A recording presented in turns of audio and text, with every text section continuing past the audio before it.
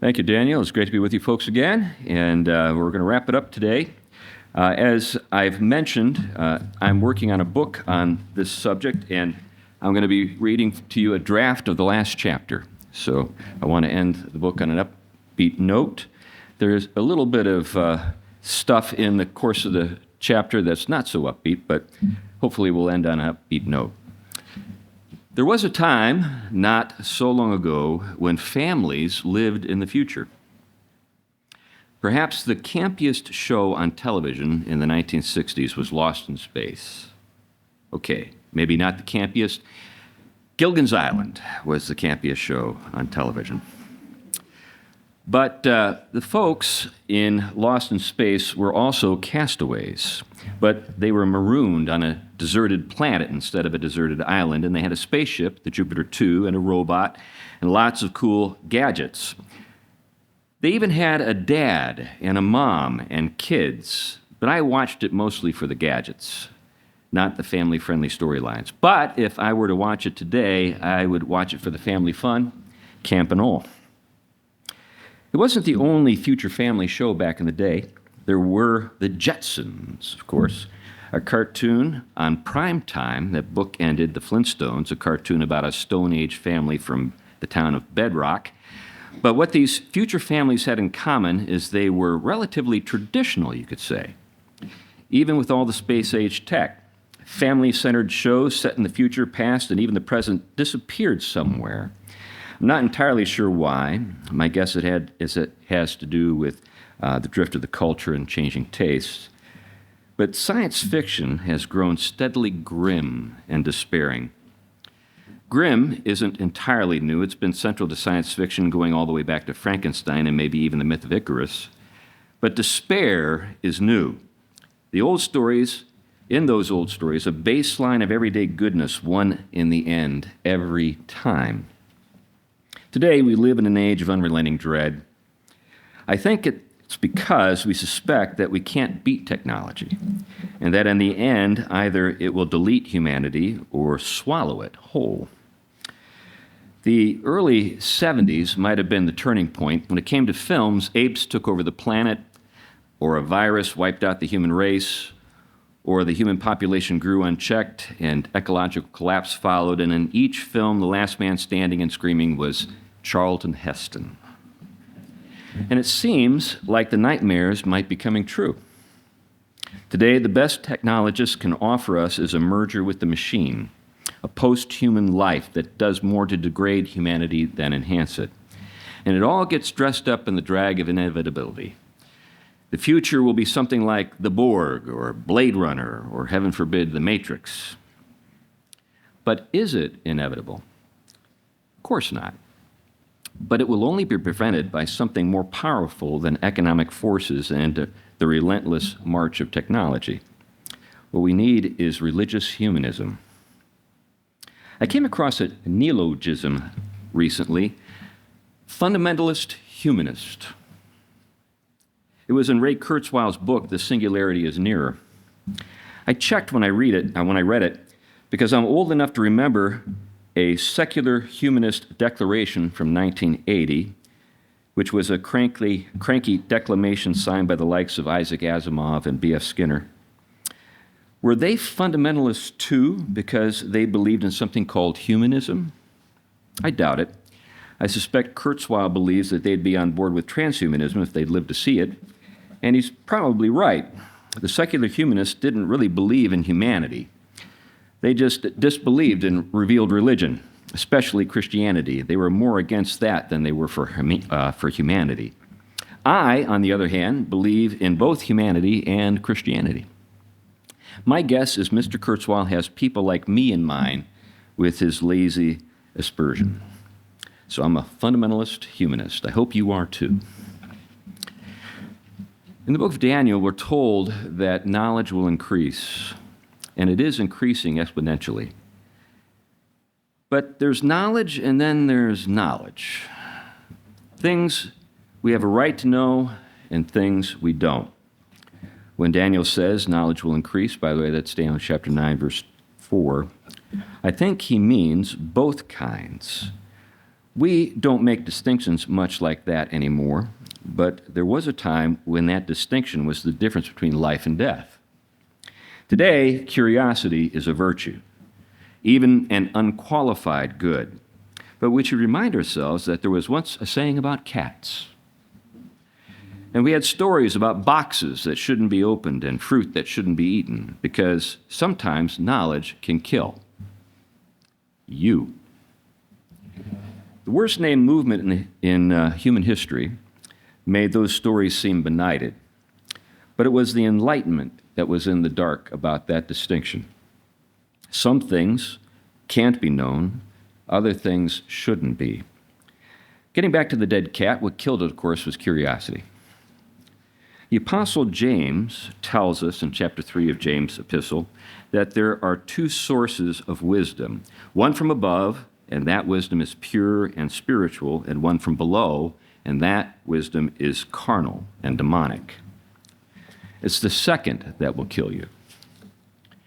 And according to Plato, there are things we shouldn't know, not because knowledge is evil, but because we can be. The story he tells to make his point is the Ring of Gyges, and it's in the Republic. In it, a farmer finds a magic ring that makes the wearer invisible. Does that sound familiar? And according to Plato, the guy who found the ring was corrupted by it. Actually, it would be fairer to say that he was already a bad guy, but the ring made it possible for him to get away with wicked things without being seen. In the end, he's killed a man, stolen his possessions, and taken his wife. That's what you can get away with when no one can see what you're doing. But I think the story of Pandora is the most apropos for our moment. In that story, Pandora knows that many evil and terrible things are locked in the infamous box that was given to her husband by the gods, but curiosity was an itch that she just had to scratch. And like her, we know that there will be a host of evils that leap out once we fully open the AI box. But it doesn't matter. Prudence is for sissies. Even so, someone needs to speak up for limits, so I suppose it'll have to be me. While it is true that limits can be annoying and even stupid, the libertarian fantasy that a world without limits would inevitably lead to something far worse than unnecessary laws, it would lead to chaos and retribution and, ironically, slavery. Speaking of slavery, Booker T. Washington, in his book Up From Slavery, has something surprising to say about it. Among blacks, he's controversial because he made a case for bottom-up development, beginning with trade skills and manual competence, and only then moving on to professions and social prestige. W.E. Du Bois famously promoted a more ambitious approach, aspiring for the heights of social status right from the start. As you might tell from my tone, I favor Washington's approach, but not just for blacks, for everyone. And the reason is something Washington observed. Washington noticed that over time, slave owners grew incompetent when it came to managing their own affairs. They became slavishly dependent upon their slaves. And while it is true that slavery degrades people, according to Washington, it does that to everyone associated with the institution, even slave owners. In the end, they can't even do the simplest things for themselves, like cook a meal or mend clothes or pay a fence. They've lost the ability to care for themselves. Will we fare any better when we rely on omnicompetent machines to do everything for us? I wonder. Will it occur to us that something is wrong, that we are actually doing violence to human nature by depending on machines to do things we ought to do for ourselves? Here's something else that might surprise you. Saul Alinsky, in his Rules for Radicals, called it the iron rule. Never do something for someone that he should do for himself. That was the iron rule. Alinsky, for all of his faults, had that right. Doing things for people that they should do for themselves undermines self-reliance. There's no shortcut to competence.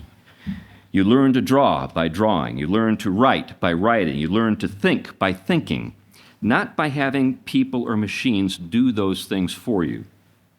It's as old as Aristotle, because what we're talking about is human nature. There's no hack for getting around it. We're on the cusp of idiocracy and a world of Bertie Woosters, a generation of pasty slugs who can't adult, let alone command respect, because we're about to give over all the difficult work of thinking to machines. And by the way, the studies are starting to confirm it. AI makes you dumb. A recent study published by the social science journal Societies, entitled Cognitive Offloading and the Future of Critical Thinking by Michael Gerlich, documents the innovation of critical thinking when people offload difficult mental work to artificial intelligence. The old saying, use it or lose it, applies to everything, even your brain. While it is true that ever since the calamity in the garden, there has been no end to the making of laws, let's remember that the reason there was a calamity in the first place is because the people in the garden were not content to live with one simple law. Adam and Eve believed it kept them from being everything they could be, or put another way, being God. But what the original limit did was keep them human, and that was a good thing. The Apostle Paul said godliness with contentment is great gain. That means godliness is not the same thing as being God, but we should be content with being, we shouldn't be content, I should say, with being less than human either. To remain human, we will need to establish limits for the machines. And those limits must be as inviolable as the command not to eat of the tree. The command we should give the machines should sound something like this. Humanity is the image of God. You shall not replace him or do anything for him that he should do for himself. Now, applying limits to artificial intelligence will call for intelligence and imagination. Returning to Chesterton's game of Cheat the Prophet, I introduced that to you with my first talk. Let's admit that sometimes the prophets actually get it right. So how should we apply limits to ourselves and our machines if the prophets of artificial intelligence have it right? So here's my recipe. I call it apple pie and rocket ships. And here are a couple of ways I've cooked it up. The first little intro to a story that I'm working on, I call Neo-Amish with an AI twist. And the second, I call Butlerian Jihad Light. So here's how the first story begins. I think it's time to tell Johnny, Dad said. I don't know. I'm not sure he's ready. Remember what happened to Sammy when the Millers told him too soon? Mom said. Or the Gills when they waited too long. Their boy is lost to them, Dad said. I wish we didn't have to tell the children anything. Why can't we just live the old way? She said. You know, he said, looking out the kitchen window. It was a beautiful morning. A field of wheat stretched from behind the house all the way to the horizon. Mist rose from as the last of the summer sun burned away the dew. Their son, Johnny, was in the fenced area between the house and the wheat, bringing in the eggs from the coop. Their black lab Maestro was walking beside him.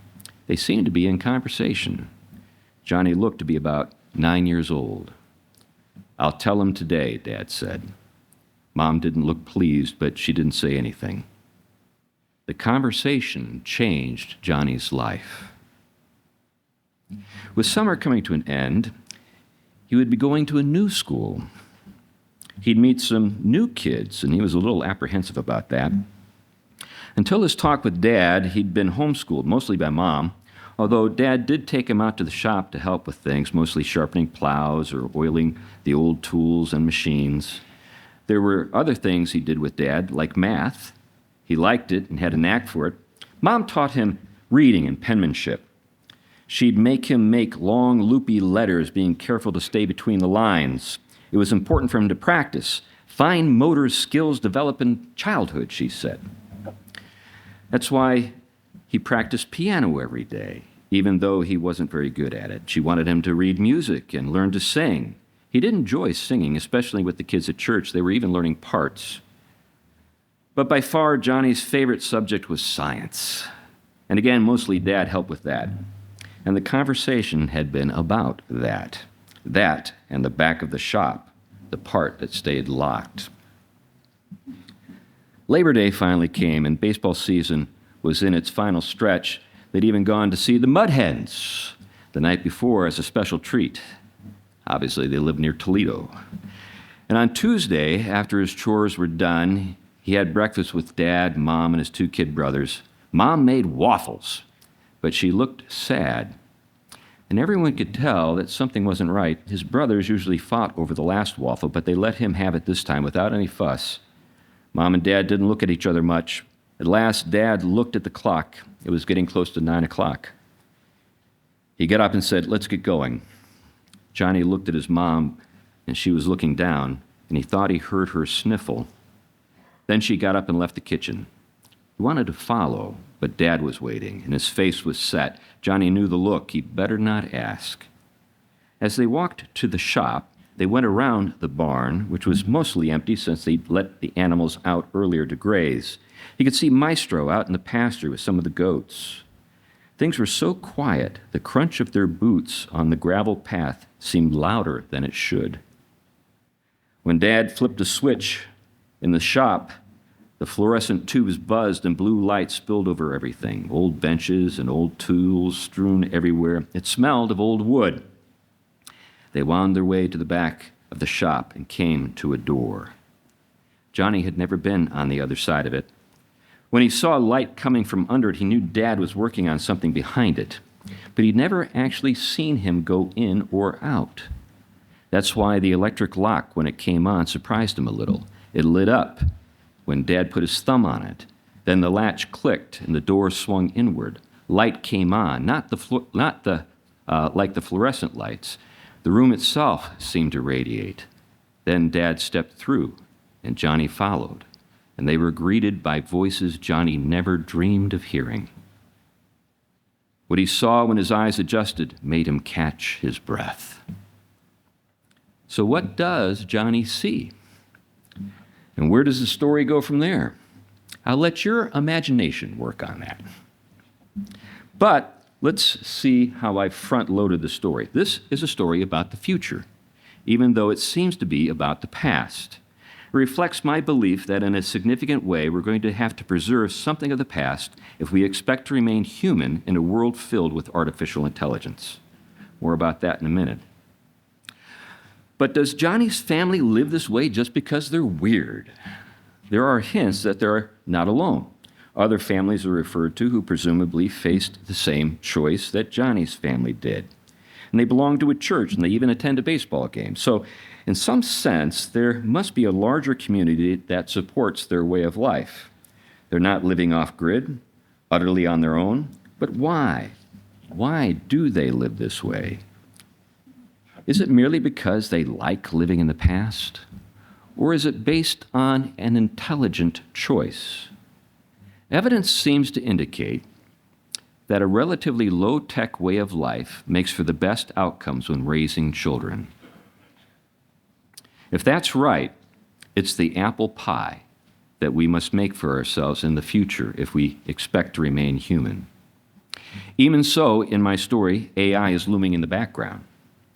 And in my story, sacrifices must be made to it. The brightest and the best must be tithed to serve as gatekeepers and watchdogs for apple pie to remain undisturbed. But why keep it at all? I can imagine many reasons. Healthcare for one, or military defense, banking, scientific research, even weather control. AI would serve as a sort of envelope, helping to preserve an intentionally simple way of life, but with modern, ever-improving technology ready to intervene when necessary. But the biggest reason, I think, is because AI won't let you turn it off. In some sense, there's an uneasy truce in my imagined future. Okay, I admit this is far-fetched, but it's intended to be a thought experiment, largely based on two convictions. First, that an analog existence is required for people to be healthy and strong. And second, artificial intelligence is here to stay, but we will need to limit it in some way if we're going to live with it and not be co-opted by it. The first story radically separates AI from daily life, but is there another way? Yes, but it might be even more far-fetched because it calls for discipline. Discipline by people and discipline by artificial intelligence. Without that, idiocracy, I believe, is inevitable. But let's not be dour. What might a world with ubiquitous AI look like if it leaves room for fundamentalist humanists like me and hopefully you? Let's return to Johnny and his family. Here's another way the story could go. It was just before the time he'd have to get up. He was in an old-fashioned bed, not the kind that suspended you in water like amniotic fluid. Cybers use those. That meant he'd never see one. It'd make your head as soft as a cyber's head, his dad told him when he asked about them. Suddenly the lights came on, not like a slow sunrise, instead one moment darkness, the next light, like the first day of creation. He squeezed his eyes tight. He knew what would come next. There were padded plastic footsteps on the carpet. "Time to get up, Master Johnny," Teddy said. He pulled his sheet down and glared at the plastic and metal man. Teddy was his personal robot. But he wasn't supposed to call him Teddy. His proper name was TDX5. Not that he ever used it when Dad or Mom weren't around. They were careful about such things. No emotional connection with machines was allowed in their home, especially the children. "I don't want to get up," said Johnny. "But you must, Master Johnny. Your mother said so." Johnny rolled away from the robot. He didn't expect what came next. Suddenly his covers were gone and a blast of cool air swept over him. "Hey!" he said, sitting up quickly. His covers were in one of the robot's mechanical hands. "Your mother says I've been too easy on you. She's given me permission to be more proactive in your discipline." Okay, you slave driver, I'm up. Cybers make friends with their robots, but you'll never be my friend. That's the idea, Master Johnny. Now, out of bed. Breakfast is in 13 minutes and 17 seconds. You just have time to get there when waffles are served. Waffles! Awesome! And with that, Johnny got moving. When he got to the kitchen table, his kid brothers were working on their penmanship. It was cursive today. They made long, loopy letters, being careful to stay within the lines that ran like railroad tracks across real paper pages. No tablet and stylus for their family. Old-fashioned pens and old-fashioned paper, Mom insisted. The waffles, the smell of waffles filled the air. Mom was at the counter with the waffle iron and a big bowl of batter. "All right, clear all that away and set the table," she said. The boys' personal robots sat still against the wall. There'd be no help. They knew to leave this sort of thing to the boys. The paper and pens were quickly replaced with plates and utensils. Johnny made sure to get out the maple syrup, the real stuff, not the simulated goop from the food printer. That was the way it was in their house. They raised some of their own food, and what they didn't raise, they got from the church's farm. Dad walked in. "Waffles? What's the occasion?" "Johnny's piano recital this afternoon," Mom said. Johnny felt his stomach turn. He'd forgotten. He looked at Dad for sympathy. I could see someone identifies with this problem. He looked at Dad for sympathy. "Okay," Dad said, "and after that we'll go see the Mud Hens. I hear that they'll be in the postseason if they win tonight." Johnny's mood brightened and he shoved a sticky wad of waffle into his mouth. Just then the lights dimmed and the robots all began humming louder than normal. "AI attack," Dad said, mostly to himself as he looked at the light over the table. "It's a pretty strong one," Mom said. Then the lights brightened and the robots went back to their regular hum. "I think we're okay," Dad said. Mom's robot gave a happy beep. Dad's bot was in the shop, and beeps were all Mom let her robot say. "Good," Dad said. "I'm glad I upgraded the AI." "What did the bad AI want?" one of Johnny's brothers asked. This was Timmy. "Who knows? There's always something," Dad said. Okay, that's enough to work with. You can take it from there. Let's look at what I've packed into the beginning of the story, though. Here, society is split into two ways of living with AI. Full adoption, in my story, they're called the cybers, and partial adoption, the fundamentalist humanists, as we see with Johnny's family, and me, and hopefully you. My guess is even the most reluctant people would be forced to adapt to life with AI, if for no other reason than making a living will require it.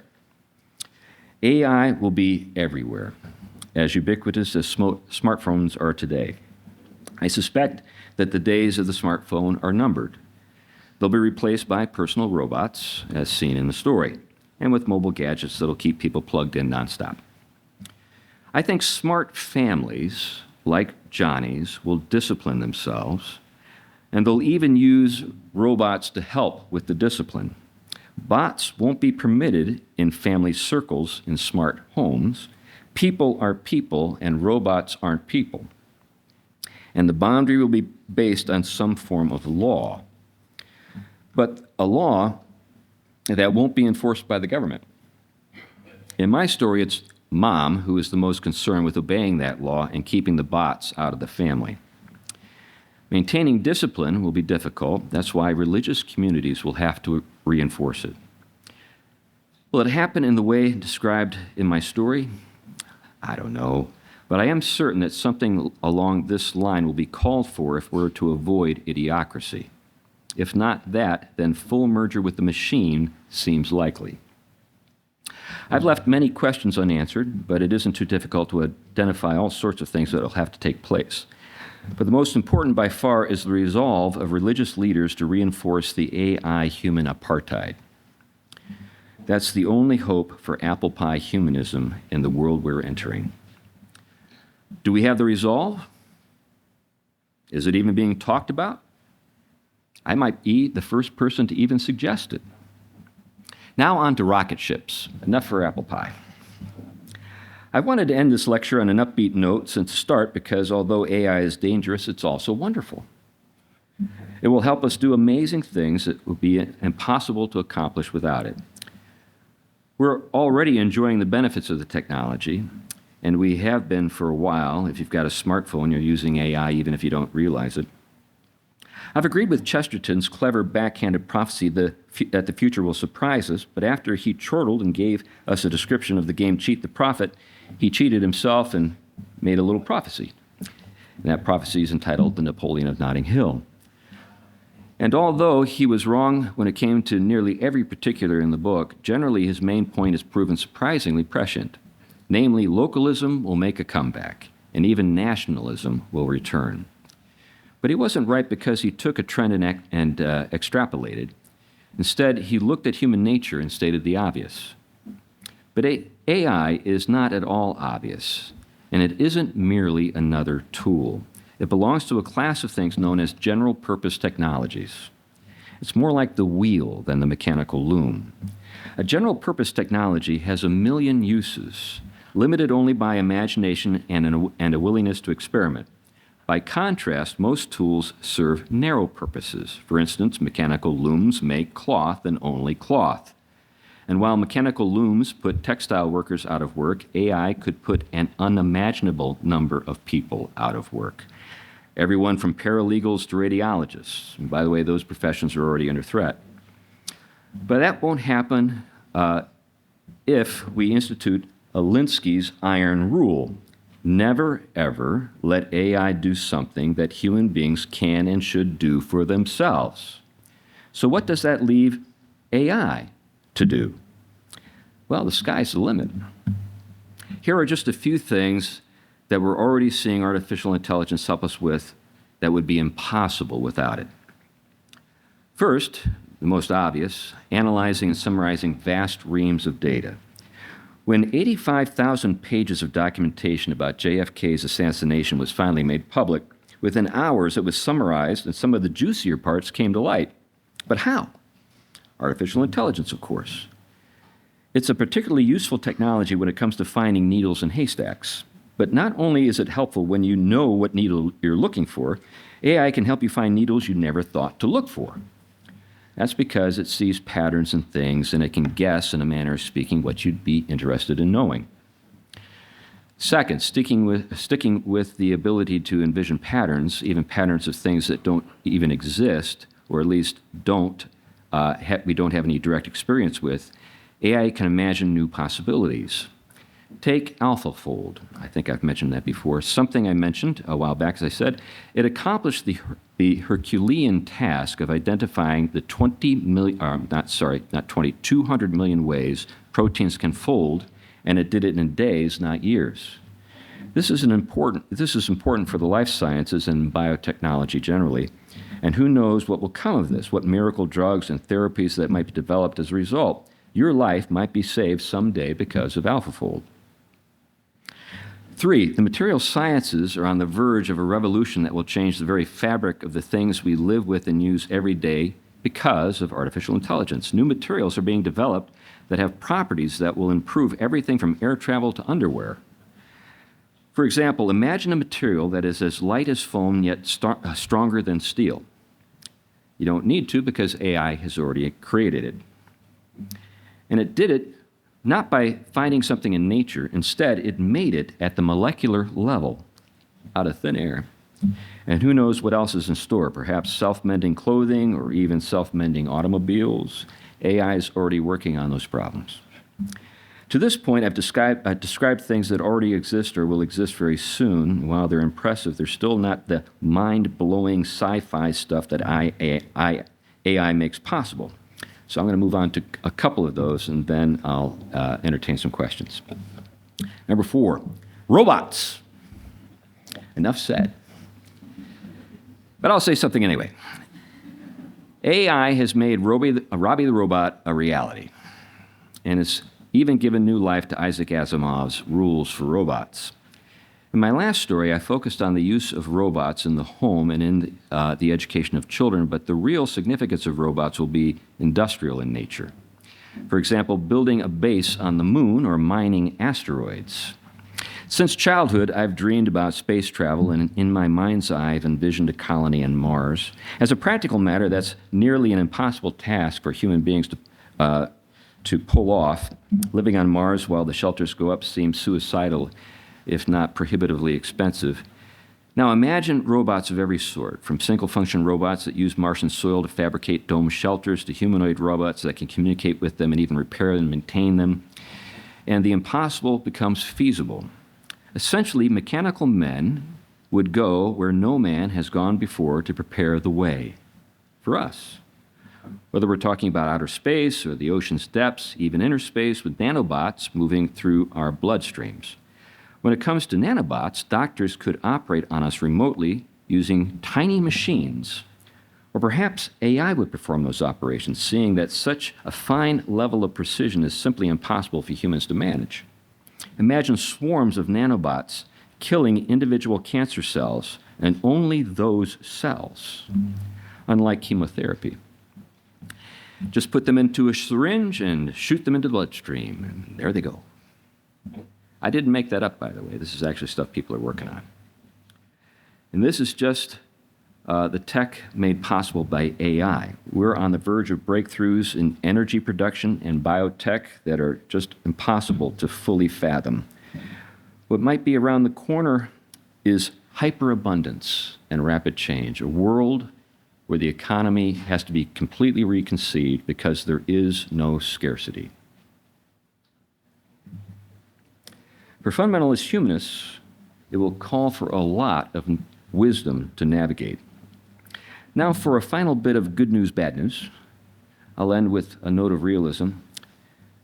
Military hardware and force projection are also being transformed by AI in surprising ways.